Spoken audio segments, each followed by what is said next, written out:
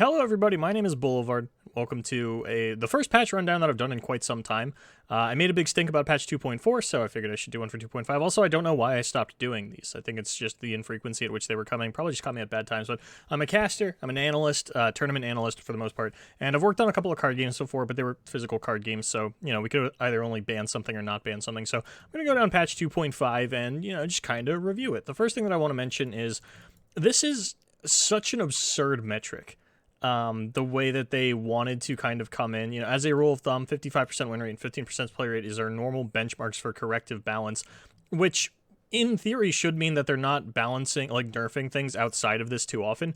Do you know how many decks in the history of Runeterra have hit this benchmark? I know that it's not a lot. It might be as high as 3, and anything above that would be absurd to me, and it's really the 15% play rate where they get you. Even here, like, you see the weeks that they took the information from to do this balance patch, the highest play rate that they had was 11%.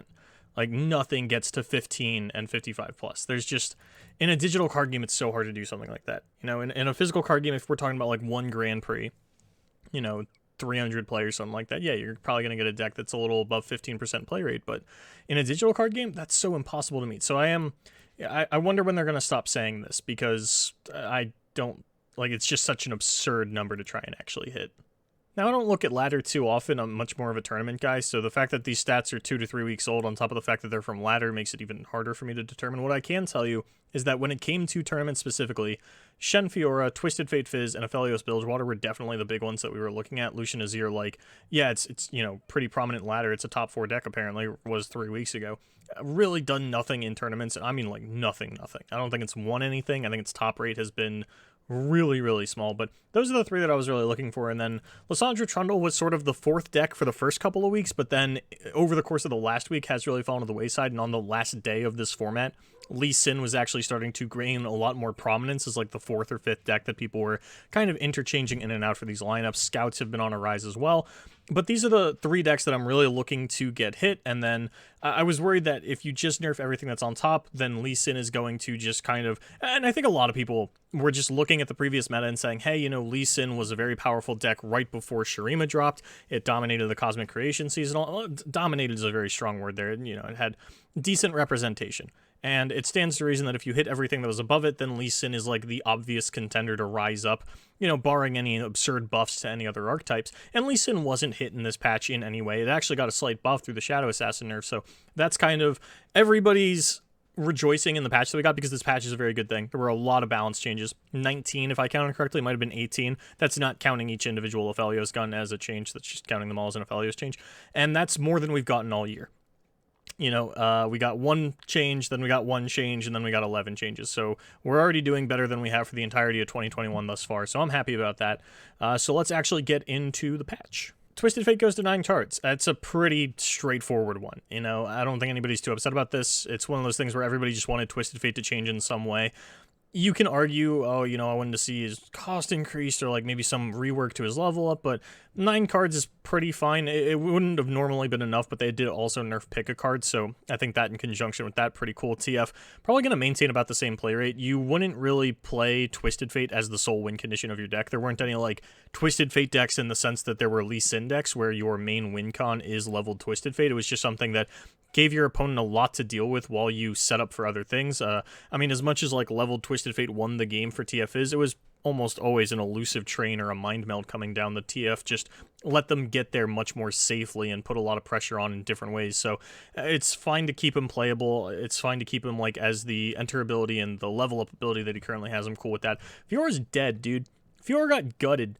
If she was a 2-3, I think that would have been a lot better than turning her into a 3-2, but now she can no longer level up on her own unless she is challenging a 0 attack unit. You need some kind of barrier or sharp sight or some kind of other buff in order to actually make it so that she can level up, and that's really going to hurt her aggro matchup, and I did want to see Fiora Shen take some kind of nerf. I didn't want this deck to go by unscathed, because in tournaments it has been performing very well. It's not the most entertaining deck in the world. It's been around for a long time. I think people wanted to see something happen. I think that the Shen side was the more oppressive one. I understand that like the pressure that the secondary win condition that the Fiora puts on is very impactful, but in a lot of matchups, like, you'd get down the Shen Fiora, they'd go, okay, let me kill the Fiora, and you'd be like, yeah, just let that die, here's my Screeching Dragon. So I am curious to see what the future holds for Shen Fiora, just the Demacia, Ionia archetypes in general. Jarvan got a little bit of a buff, don't think he's replacing anybody. But hey, you know, time will tell. Maybe we still get some Fioras, maybe it's Fiora Lulu, probably not. If anything, it's probably still going to be Fiora Shen. But I think this is one thing that is still going to pop up eventually. You know, if the meta settles in a certain way and Fiora Shen can slip back in there, maybe we'll see it, but I think that 2 health is completely devastating for a champion that has to constantly go into combat like Fiora does. And it's so wild to me to just, like, look at the text on a card. Like, you look at Fiora now, who now has the exact same stats as Aphelios. You look at the text on Aphelios, and they're just like, they're playing 2 totally different games here. So I am a little disappointed in the way that this nerf went. I was kind of hoping for some reduction on Shen, or maybe Golden Aegis, which was the card that really pushed this over the top, but if Fiora's the victim, I don't really mind putting the deck down for a couple of formats until they figure out how they want to healthily introduce this back into the metagame. Before I move on, there actually is one really important thing that I wanted to mention about Shurima, or Fiora and Shurima rather, is that in the nerf part, they mentioned that one of the reasons for the nerf is that Shurima has regional weaknesses against her. And I think that in a digital card game, I definitely don't hate the idea that you take a deck and you just kind of sideline it for an amount of time while you let the new set kind of stretch out, grow its legs, and figure out what it wants to do. If Fiora is keeping down Shurima, then I definitely don't mind you just kneecapping Fiora for a format or two. That's like one of the things that I think is so cool about digital card games and why I like having them balanced like a video game, is you just like sideline a deck for a format or two, let the new stuff kind of come in and do its thing, and then once we're in a more balanced place, once Shurima has more of its cards, then reintroduce Fiora back into the meta. I don't think this is the last we're going to see of her. I don't think she's going to be a 3-2 forever. She probably will go back to a 3-3, and ultimately, I don't think this really impacts the mono Fiora decks. Like, it is, don't get me wrong, a lot scarier because now you throw her down, she's in Mystic Shot range on like that one turn that you needed to play her before you get into your standalone turns, but never really respected mono Fiora as a concept anyway, so I don't really know how it affects it. Obviously it's bad, but I would imagine that this hurts mono Fiora a lot less than it hurts Shen Fiora, but yeah, I did just want to mention the Shurima thing because I thought that was interesting. This +1/+1 on Jarvan is pretty meaningless. The problem with Jarvan wasn't his stats, although his stats could have used a buff, so I'm definitely happy with this. The bigger problem was that, obviously, you can't choose when to use him, and that was really where it started and stopped. The other problem is that his level up is really hard to get to because Quick Attack and Frostbite don't count. If you attack into a 0-attack unit, it doesn't count for Jarvan's level up. If you attack with a Quick Attack unit, it doesn't count for Jarvan's level up, and I feel like if you had just kept him as a 5-3 and made those two things interact with his level up condition, then it would have done a lot more for him. Because I think everybody's in agreement that like level Jarvan is really good. The hard part is getting there and having this like almost detrimental mini game of, hey, I have Jarvan in my hand and I have 6 mana open. Attacking is kind of a problem because I had some kind of reactive spell that I wanted to play. Was a little weird. And I do have a lot of respect for Jarvan because he's been played from mostly what I've seen in Demacia Noxus decks. There's been a couple of like elites with Shadow Isle, like the Harrowing elite decks, but for the most part I've seen like LeBlanc Jarvan, and Demacia Noxus is just a regional combo that never really got off the ground. We've like every now and then we'll see like one random Demacia Noxus deck pop up. The big ones, the ones that had the most success were definitely House Spider Bannerman in beta, because we only had 6 regions and you could either run mono Demacia Bannerman and cut out Noxus, or you could just put a House Spider in your Bannerman deck and take advantage of the Bannerman buff onto that. And that was about as far as it got. That's I think there was like a Katarina Grand Plaza deck like day one, but like Kuvira brought it to a fight night, so I don't even know if you count that as like successful. Did it top 8 the tournament? Yes, it was 8-man tournament. So it is kind of cool to me that Jarvan gets to explore this regional combination that has been around since day one and just never really got some legs. So I would like to see Jarvan get a few more buffs in the future, because I would imagine that he is going to continue to stay the least played champion from Empires of the Ascended. Now, as I had mentioned, I know a lot about tournaments. I don't know a lot about ladder. What I can tell you about tournaments is that dragons don't pop up very often. So I don't really know if this is better or worse for Shyvana. It's supposed to be a buff. Like, obviously they wouldn't nerf her, so I'm imagining that this is a buff, but taking her back down to the 3-4 and giving her Fury does seem a little bit weird to me. She's not the kind of champion that needs to level up on her own, so the 4 attack reduction making her a more awkward breakpoint for her own level up condition is pretty irrelevant, because you're never going to play Shyvana outside of a dragon deck. She's just not best in slot in any kind of deck outside of that, I would imagine. So we'll see. We'll see how Shyvana does. You know, I really have nothing to say on this one. I don't think that this is what put dragons over the top. I think that the archetype just has inherent weaknesses that stop it from being a competitively viable strategy. So we'll see on that one. The Lulu buff, the last champion change that we have here, is actually really interesting to me because they keep alluding to this aggressive side of Ionia that just has never really gotten its feet off the ground outside of very specifically elusives. Like we had elusives back in beta, and then there was Crimson Elusives was sort of the last time that we saw an Ionia elusive deck pop up, if memory serves me right. So, you know, Lulu came out, and supporters never really got off the ground either. Like, Lulu is just trying to be the champion of such an unexplored archetype in this aggressive Ionia deck that I would guess isn't elusives, as well as supporters, which is another archetype that just never got off the ground. And it's possible that this is just like a normal game type archetype, you know, not one made to be tournament topping or competitively viable, but like Lulu has Jarvan syndrome, like again, a very powerful level champion. The problem is getting her there.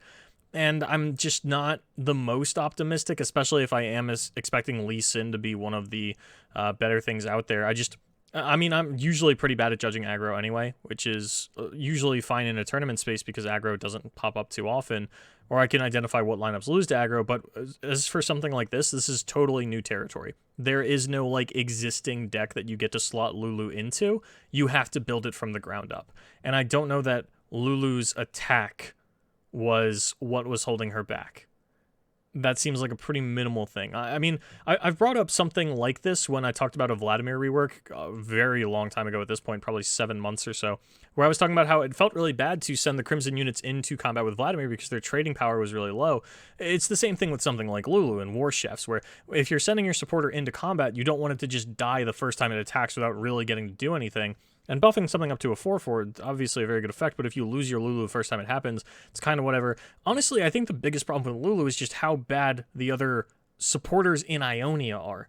And if you do have to go Lulu Taric, which is sort of what was pushed when the cards came out at the same time, then you can't play Lee Sin in a tournament lineup. And I would imagine if you're going for some kind of aggro deck, you're not playing Lee Sin anyway, that doesn't matter too much to you.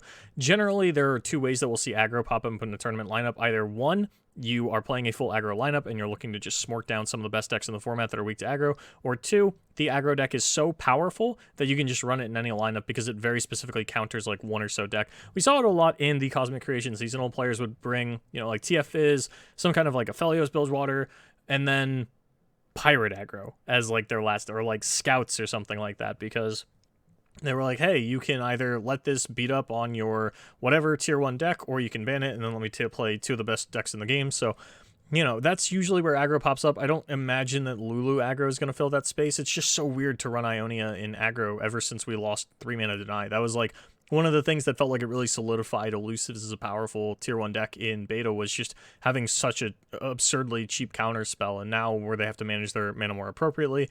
And like, I don't think Lulu's hitting face. And if you are playing elusives, then like your trading power doesn't matter either, because I don't have units that can block your units. So, you know, we'll see. We'll see. And of course, like the Shadow Assassin buff feels like it matters with Lulu because it does push you more towards like that aggressive Ionia deck. But at the same time, I don't think you play Lulu in your elusives. That was sort of the one thing that everybody thought when Lulu came out, and it just never got off the ground. I remember very clearly going into the big events and the invitationals happening right after Targon dropped her, Monuments of Power, whichever one she came out in. I want to say she was original. Yeah, she was base Targon. She was 100% base Targon, because going into the Team Liquid event, everybody was telling me, oh, you know, Lulu Shen, it's totally busted. It's like one of the best decks in the game. Lulu was banned from tournaments right after Targon dropped because of a bug with like full healing units or something absurd. I don't even remember what the bug was. Point is, Lulu wasn't tournament legal for like the first month and a half of Targon. And everybody kept telling me, oh, this Lulu Targon, this Lulu Shen deck, it's so good, it's so good.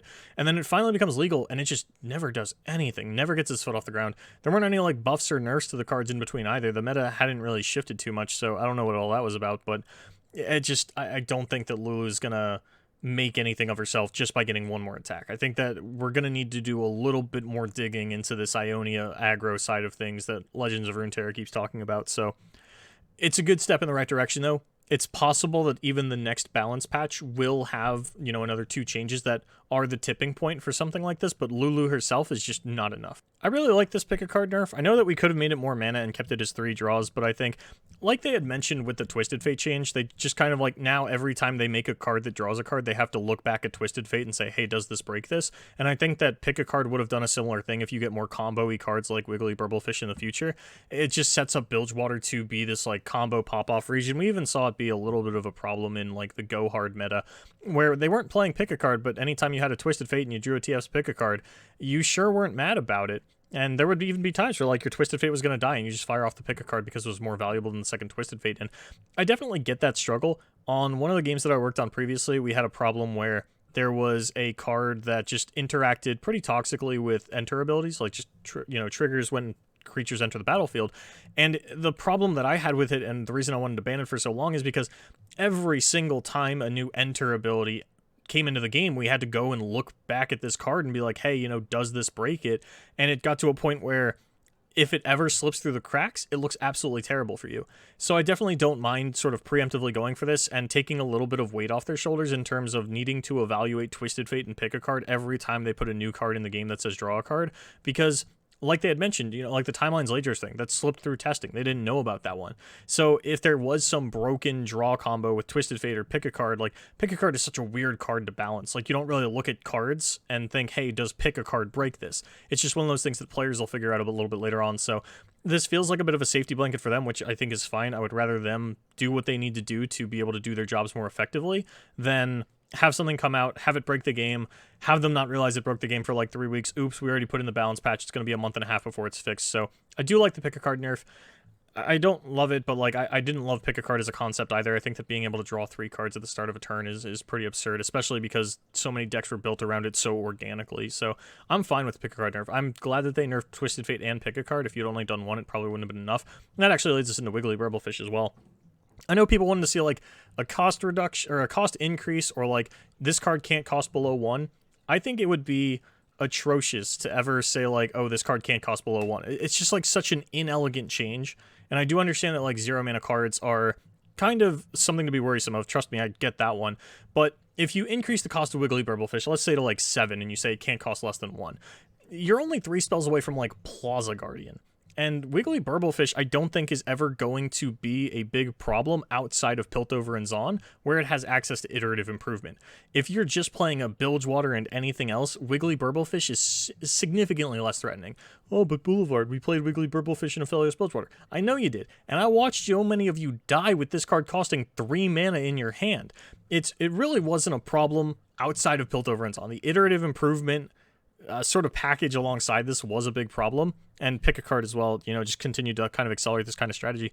I would have preferred, like, my proposed Burblefish nerf was just you take Elusive off of it and just make it more of a trading power for Bilgewater rather than a finisher. And, maybe that's another inelegant design change. I can accept that. I don't really mind it going down to a 2-1. It does just continue to push its unplayability outside of iterative improvement decks. And honestly, I would have preferred Wiggly Burblefish to stay the same and iterative improvement be looked at, because I do think that's another card that sometime down the line could cause another problem. And even in this patch, we see Legion Rearguard got buffed back to a 3-2 because they printed a 3-1. Well, what the hell is iterative improvement doing existing as is when Blood for Blood exists in Noxus? It costs the same. It's only a fast spell. It has to deal 1 to the unit. It can only be your own unit. Like, it's just another one of those things where they are playing completely different games. But, TF Fizz is gone. That's what I care about. And it's not like gone, but it's gone. And I don't think that it's going to be able to continue to compete with some of the other things that we're going to get. But Big Burblefish as a 2-1, I cannot see this continuing to be an impressive thing unless we, like, really all in on the Mind Meld side of the deck. But that doesn't sound super promising, but it is within Bilgewater like the Burblefish, so maybe we don't have to go PNZ anymore. Maybe now we just start playing some other kind of aggressive Ionia Bilgewater with Mind Meld. Shout out to Pat, who, that was the first time I ever saw Burblefish played. Maybe he can get his Monastery of Harana and Mind Meld back off the ground, but yeah, I would have preferred to see iterative improvement hit actually rather than Wiggly Burblefish, but it is what it is. TF is gone. I really can't complain about how they did it, so, happy about that. This was like a quality of life nerf back in the day. it didn't take Deep off the map. It's just Deep was performing like a little bit better than they wanted to, and they were like, we're going to tweak something, so let's hit Drug Dredgers. Putting it back, I think, is totally fine, especially as the game does get progressively more power crept, give a little bit of trading power back onto Deep's early game. That's totally fine. And we'll get into the other more impactful Deep change a little bit later on, but I'm happy with the Drug Dredgers buff. I think that, like, nobody's going to argue that Deep needed a buff if you wanted it to continue to be, like, a supported archetype. And since you are still putting out new cards for it, it feels really weird to, like, put out new cards and then let the archetype continue to be unplayable when there are so many other archetypes that are unplayable that you're not giving cards to. Cough, cough, Elnuks. The Dreadway buff / concurrent timelines and nerf is really cool. They kind of hit the nail on the head here. Nobody was really complaining about Dreadway Ladros because it was, game-breakingly good. It was just like a really toxic interaction that shouldn't exist. It's so RNG dependent on the way that the game ends. It's an inelegant design choice, and I am glad to see that they cleaned it up. It should help Gangplank decks a little bit, and Dreadway now curves into Ladros, so when you want to go for the organic Dreadway Ladros combo, it's a lot smoother. But the only thing this could really get played in, I think, is Go Hard, and Go Hard's been struggling. People took a look at it again when Kindred came out and said, hey, maybe this is the champion that fixes Go Hard.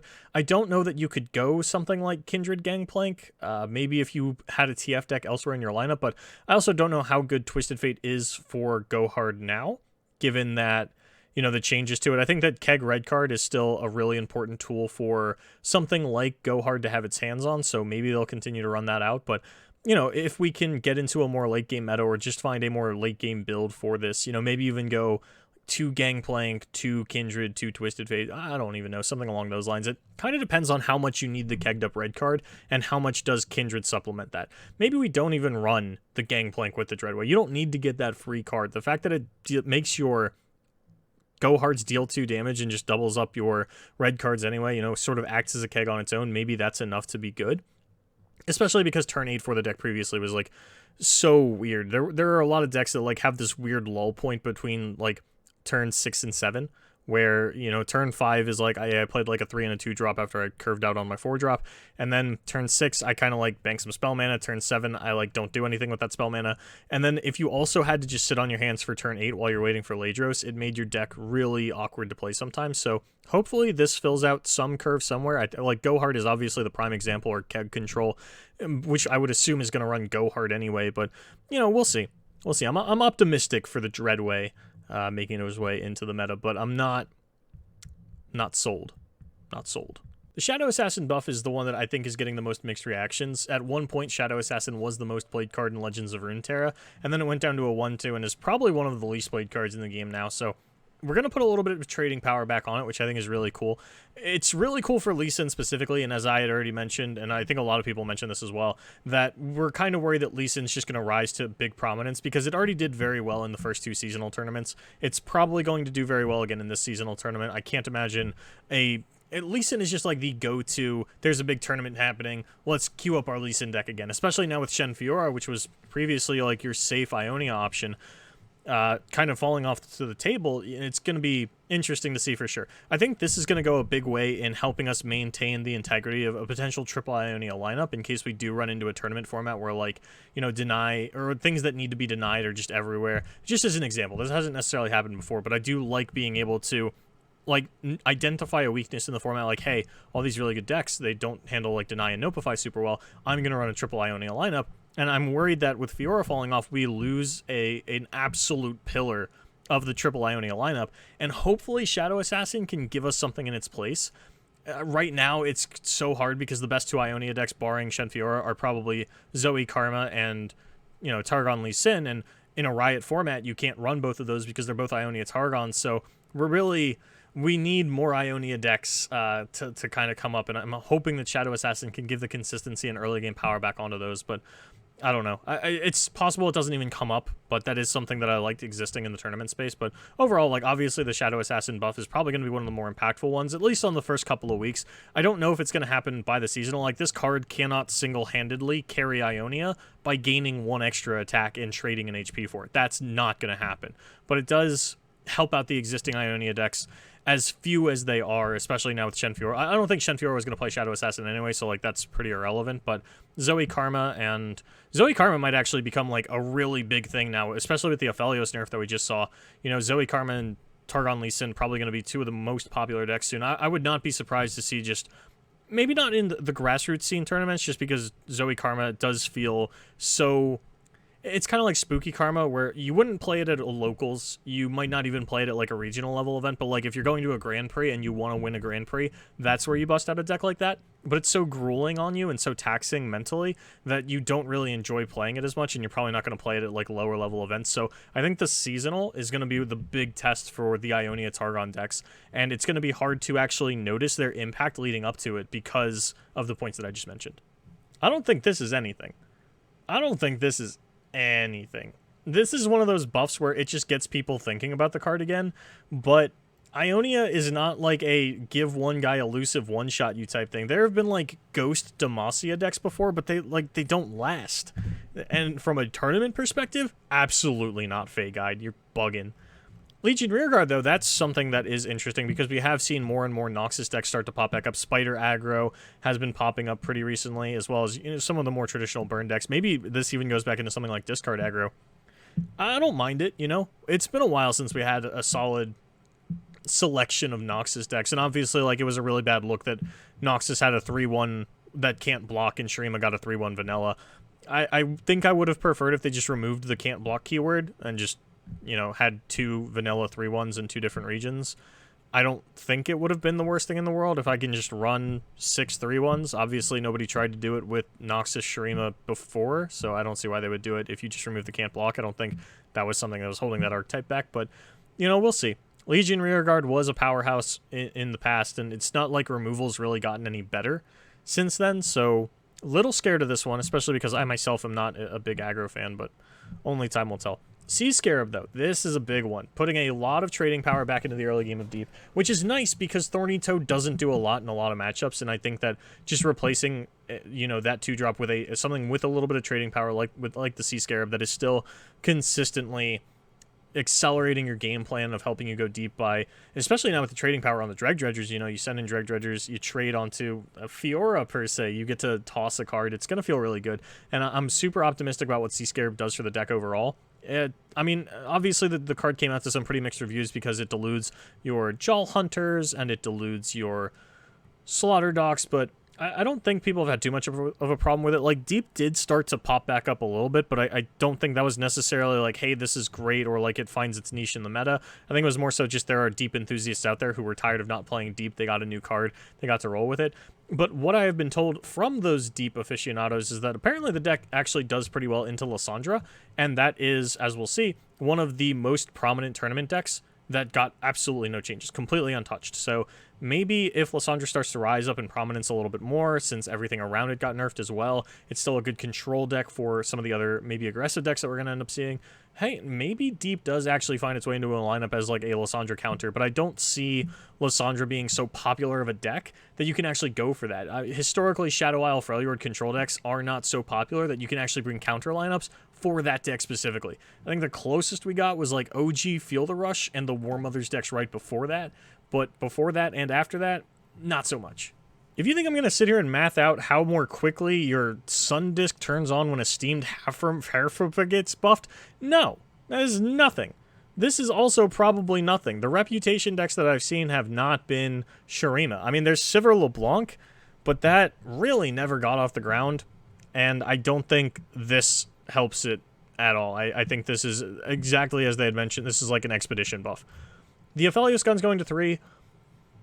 It's not the change I would have made to Aphelios, but I don't hate it. I think that something like Calibrum as a freely generated card is much more in line with a 3-mana card. I think that Crescendum, sort of the similar vein.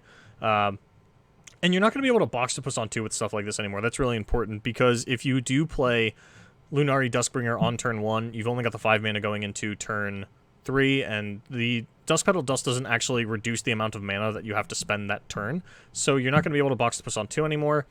It's going to slow down Aphelios a lot. Targon was already playing really slow, but I think in conjunction with the Temple buff, we're not going to see the infinite stall tactics of Targon that we did in the past, which is fine by me. Games were taking entirely too long. On the last cast that we actually got to do for this format, the Madmen versus the World, It took 9 hours for a 6-round event. And yes, there were no time limits because it was an exhibition match, but your games shouldn't be taking that long in an untimed event anyway. And Targon just... so much stall power. I started to miss Aurelion Soul and Eclipse Dragon. If you're wondering, like, why Targon suddenly took so long, it's because originally Targon was playing Aurelion Soul because he only needed 20 power on board to level. And games were tending to end 2 or 3 turns after the Aurelion Soul came down. Even in the previous meta where Grand Plaza was like the big Targon deck, Eclipse Dragon was played en masse, and having that 7/7 body put a lot of pressure on your opponent and started endgames earlier. And the more that we moved away from that, the longer they got. Temple was a big problem with that, and now with the Temple nerf, I'll get into that when we get to the Temple nerf actually, which I think I can just scroll down to. I think it's the only nerf left yet, so we'll just talk about that now. Temple would have been better if it gave health instead of attack, and just allowed you to play this Targon strategy of pillar onto it. It would have also been a little bit more in line with Targon's identity, but I don't mind them, you know, nerfing something like Veiled Temple. I remember when this card came out, I don't remember if I did a set review of when the Aphelios cards dropped, but I probably mentioned it in a tournament competition. When I saw Veiled Temple, I said this card is eventually going to break Legends of Runeterra. I will admit I did not expect it to happen so quickly, but there's no way you look at a card like this and don't see the value in it at some point in the game's history, even if it was like 6 months later. Like, we fully get Shurima, we get like the first set of the 10th region, and then Veiled Temple breaks the game. That's sort of the long-term thinking that I was doing, but it happened so much more immediately, and anyone who's played events against Veiled Temple can tell you, like, it was not fun. It was just so easy to turn on Nightfall in the way that the decks were playing. They just played so low to the ground on their curve, and that's why we started to move away from things like Eclipse Dragon, and I'm happy that we will be moving in out of that and into more reasonably paced games. Ideally, the Gifts from Beyond is like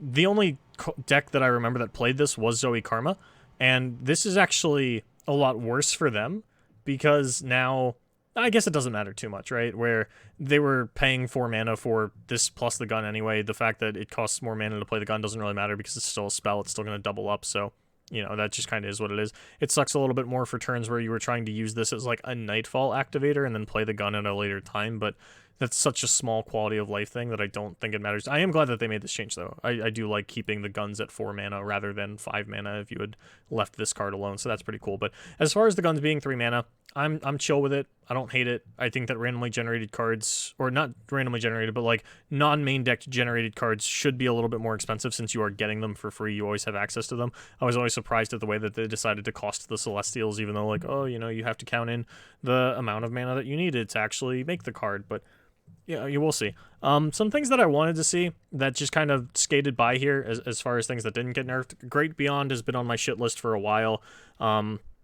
Atrocity has been a card that I haven't loved for a long time just because there always seems to be at least one tier 1 Atrocity deck in the format, and I think that, like, with the nerfs that we saw to Targon, it's kind of weird, right? Because the only Targon nerfs that we actually saw were the Aphelios and the Veiled Temple, and Targon was very, very good before either of these cards came out. So I'm curious to see if we just go back to, like, Eclipse Dragon style Targon, and if that's just as good as we left it. But for the most part, I would imagine that, like, Karma or rather Zoe Karma and Lee Sin are going to be the big ones, although I'm not sure how much this Veiled Temple nerf hurts the Karma deck. I would imagine it's actually a pretty fair amount, so maybe Zoe Karma is just a byproduct of the Aphelios nerfs. It doesn't get to live up to its name once the patch drops, which would be a little unfortunate. I mean, it's a long, grindy deck without a win con, so I don't really hate to see it not have its time in the sun to waste my time, so you know, Lee Sin cares a little bit about the Temple nerf, but it's probably the Targon deck that cared the least about the Temple nerf. So that's cool. But yeah, that is patch 2.5. Those are my thoughts. I think the Great Beyond's really the only thing that I wanted to see nerfed that didn't get nerfed. There are like buffs that I think would have been cool, but I don't mind not getting as many. And that's why I'm such a big fan of a more consistent patch cadence of, like, if we got patches every like 2 weeks or every month or whatever, it gives you more time to buff cards. Because in my mind, you should be spending these patches nerfing the problems, and then if you go to do a patch and you're like, hey, there's nothing that we need to nerf, that's when you buff things. That's how you that's how you shake up a meta organically. If you're like, hey, you know, we're in this solved meta, it's great, there's like 15 viable decks, after, you know, that's not going to last forever in terms of being fun. Let's say that we actually had 10 viable decks, right, and they're all like 50% win rate. The game's good. It's really diverse. We're getting 8 different decks in every top 8. After any amount of time, like a certain amount of time, be it a year, be it 2 years, like that gets stale, that gets boring, and buffs are how you shake up that game anyway. And I mean, that's like my own personal design philosophy. Obviously, like Legends of Runeterra isn't operating under that. We're like still randomly buffing things for like the casual players, which is fine, it's cool. I tend to think more of like, because I don't work for Riot, I don't have to think about the casuals. So like I don't think about buffs too often. Once we get into a meta where like everything is safe and settled, and you know there's not like super oppressive decks like the numbers that Aphelios Bilgewater or Aphelios Temple rather and Twisted Fate Fizz were putting up, like then I would start to think about buffs. So like I didn't have any buffs offhand that like I really wanted to see. So you know maybe next patch, because I am optimistic about what this patch is going to do for us. I think that Lee Sin is a little strong, but something's got to be a little strong, right? And I'm worried that it's going to be really strong, like oppressively strong, but you know, only time will tell on that one. So that's that, everybody. This has kind of dragged on, so thank you so much for watching and going through this patch rundown from a tournament lens with me and kind of talking over the decks that we would expect to get hit and rise up. I don't think Deep is actually going to do too much. I think that Lee Sin is going to definitely be the deck to watch, but I will take this, digest it, look at the ladder results over the first few days, and I will get back to all of you with my final thoughts on Tournament Tactician on Friday, and then leading you into this first tournament weekend. I will have a better idea of what we will actually see, what the tournament landscape is going to look like, instead of just like day zero speculation. So thank you so much for watching. My name is Boulevard, and as always, good luck in your tournaments.